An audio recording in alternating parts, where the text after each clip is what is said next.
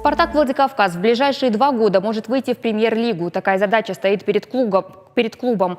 Накануне об этом заявил его главный тренер Юрий Газаев на встрече с главой республики Вячеславом Битаровым и председателем правительства Таймуразом Тускаевым. По словам тренера, команда уже в этом году будет бороться за первые места. Это позволит ей выйти в российскую футбольную премьер-лигу. Вячеслав Битаров подчеркнул, что осетинский футбол необходимо возродить. Во-первых, нужно прекратить отток североосетинских футболистов в другие регионы.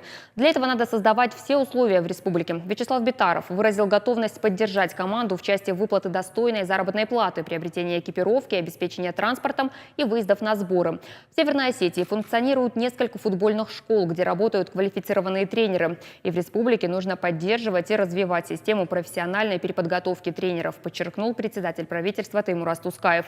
Для этих целей в Северную Осетию пригласят ведущих российских специалистов.